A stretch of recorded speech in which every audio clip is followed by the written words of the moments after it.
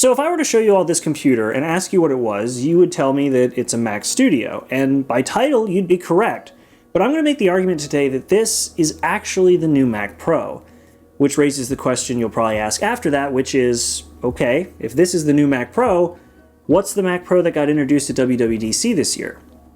Well, I'm glad you asked. Let's talk about it. Now, just in case you're not caught up, at WWDC this year, Apple moved the final Mac that was still on Intel over to Apple Silicon, that being the Mac Pro. And when they introduced it, it wasn't exactly what a lot of people were expecting. However, now that I've had a bit of time to sit on it and analyze how Apple's been laying out their product line, I see what they're going for, and it leads me to why I believe that the Mac Studio is the real Mac Pro. It's very clear to me that Apple's product lineup is separated out by the workflow that each of their products are intended to fulfill, and one of the things that makes that super clear is looking at their desktops, not counting the iMac. And the only reason I'm not counting the iMac is because it's essentially the same kind of work you'd expect from a base Mac Mini with a screen attached. So when I talk about the Mac Mini, just assume it also applies to the iMac. So using the Mac Mini as an example, the base configuration of this computer comes with an M2 chip, 8 gigabytes of RAM, and 256 gigs of storage, which means it is abundantly clear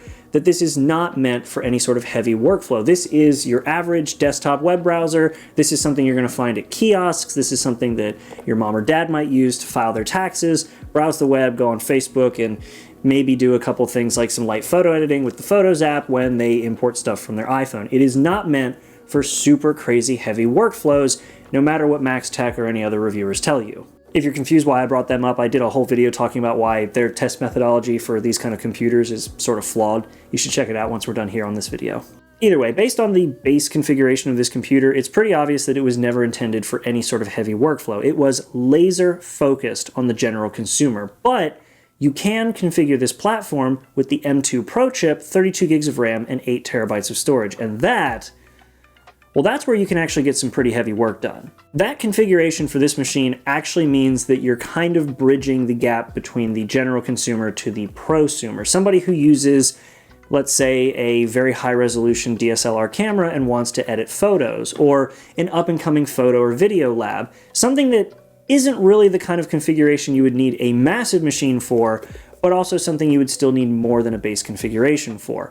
That's kind of where this computer sits, somewhere in the general consumer market and the prosumer market, but you don't really bridge into the professional realm because once you start getting into things that real pros would need, you will find the limitations of that M2 Pro chip pretty darn fast. And so that's where the Mac Studio comes in, or the new Mac Pro as I'm calling it for this video. And the new Mac Pro will feature the M2 Max chip, the upgrade from the M2 Pro, and that's just in the base configuration model. And on top of having the M2 Max chip, you're also getting 32 gigs of RAM standard and 512 gigabytes of storage.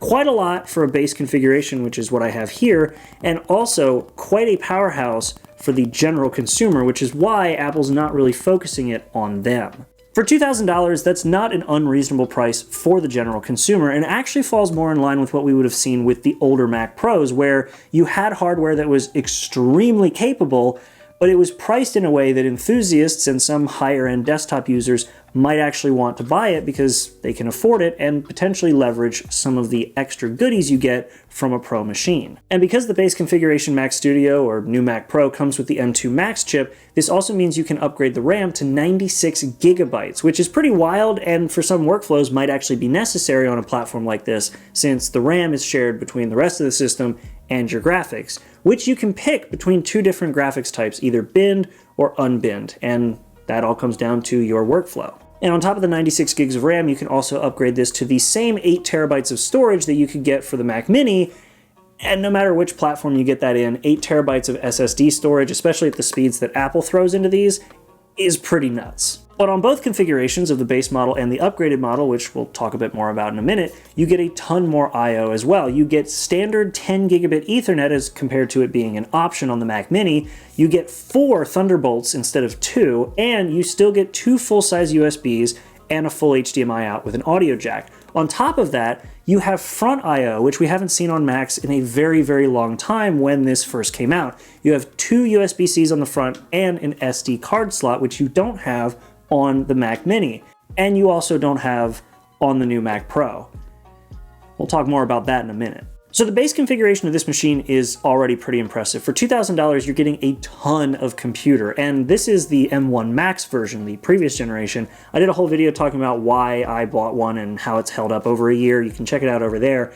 But spoiler alert, this thing held up extremely well, and I expect the M2 Max to do exactly the same. But what if you need even more performance? Well, this box still has you covered. So of course you have the upgraded RAM and the upgraded storage, but you can opt for the M2 Ultra chip, which is the M2 Max stitched to another M2 Max, and you have the same options of binned or unbinned graphics, and you have now roughly doubled the performance of this machine, both in processor and graphics performance, and you have now unlocked the ability to put 192 gigabytes of RAM on the order when you buy it. That is nuts, and for shared memory, that means that you have a ton of graphics and system memory just floating around. Now, of course, it pales in comparison to the almost 2 terabytes of RAM you could get in the previous Mac Pro, but, well, you're making sacrifices with unified memory that are then made up for by it being extremely powerful and very fast unified memory, so you kind of pick your poison there. Either way, maxing out a system like this means that you have an insanely powerful SoC with a ton of storage and a ton of RAM that can easily sit on your desk, or in my case, hang under your desk, and it stays cool and quiet all day long. And on top of that, you get one upgrade to the I/O, which is that these front ports now become Thunderbolt, allowing you to hook up to 6 Pro Display XDRs. And it actually reminds me of this old picture I used to see on Apple's website for the old Mac Pro, which had 6 monitors, and it talked about how you could hook up a massive amount of monitors to the old Mac Pro. I'm seeing some parallels, just saying. But either way, this thing can now sit on your desk cool and quiet with a ton of performance in a light little package that I've just been holding here in one arm while I talk about it, and you have options for expansion through Thunderbolt with external enclosures, storage options like what I use, the lot. But now we get to what Apple is labeling the Mac Pro. Not this one, which I'm labeling the Mac Pro, but the main desktop Mac Pro, the big tower that you can open up and put cards in. Why do I think that this is more of a Mac Pro than the Mac Pro? Well, I wouldn't particularly say that the Mac Pro isn't a Mac Pro, but what I would call it is the Mac Pro E. And the E stands for expansion. See, with the Mac Pro E, which is what I'm going to call it for the rest of this video, you have the same configuration as the new Mac Pro, also known as the Mac Studio. And this means that you have the same M2 Max chip alongside the same optional 8 terabytes of storage and the maximum 192 gigabytes of RAM. The only key difference is the expansion, hence the E in the name Mac Pro E. But then wait, I just said that you can expand the new Mac Pro or Mac Studio with the Thunderbolt ports on it. So then why do you need expansion internally?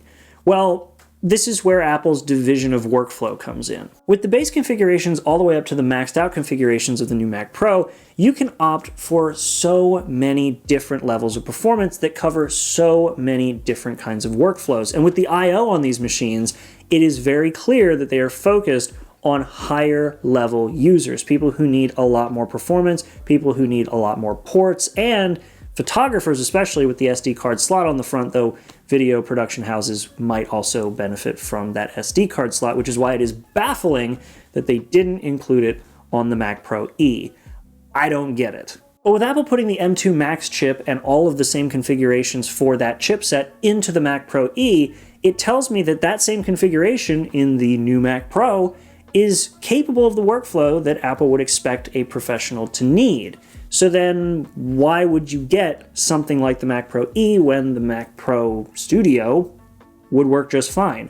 Well, again, it comes down to expansion. And KBHD actually had a perfect example of why you would need this kind of expansion with the 64 terabyte storage module that he was putting into his Mac Pro. And, well, yeah, that's something that puts out speeds and has capacities that would only realistically make sense to put into a card slot. And while you can get something like a PCI card enclosure for the Thunderbolt connections on the Mac Studio, yeah, you're really not going to attain the same kind of performance as you would by just slotting it into the computer itself. And again, this all comes down to Apple dividing their product line by the workflow that the machine is anticipated to be used with. For example, if we have a production house that needs a massive amount of storage that you could technically plug in externally, but you would prefer to have in one place like a desktop housing, you can use the internal bracket of the Mac Pro E and its internal connections to drives to actually put a ton of storage in that. Or again, with MKBHD's example, you can also do a ton of storage through a PCI expansion card. And while somebody like me might be fine using an external audio DAC for their audio recordings, places like Skywalker Ranch might have a ton of audio cards that wouldn't make sense realistically to put into an external enclosure to use something like the Mac Pro Studio. You'd want to put those inside of a desktop, and well, that's where the Mac Pro comes in.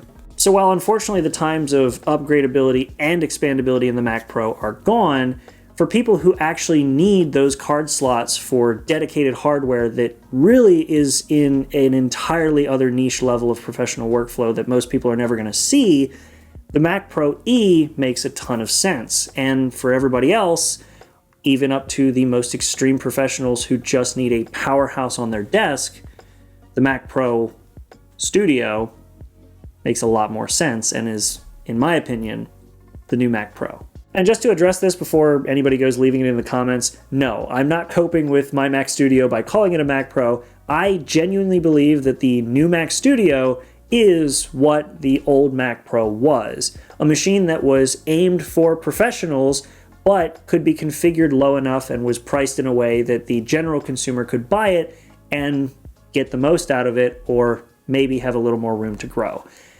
While it's not upgradable like the old Mac Pros, I think that the Mac Studio is what the Mac Pro was, and the Mac Pro now is just the Mac Studio, but with expansion card slots.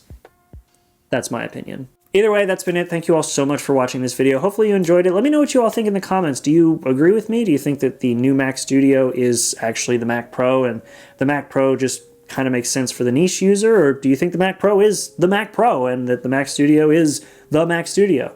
I actually am genuinely curious. So leave your comments down below. Hopefully we have some calm, rational, civil discussion down there. And aside from that, if you like this kind of content, make sure to like and subscribe as always. I post these every Friday, and we stream on Friday too. So probably by the end of today, 8 p.m. Eastern Time, I'll be live. So go check it out. Aside from that, I'll see you all in the next video. Make sure to be there and have a good one.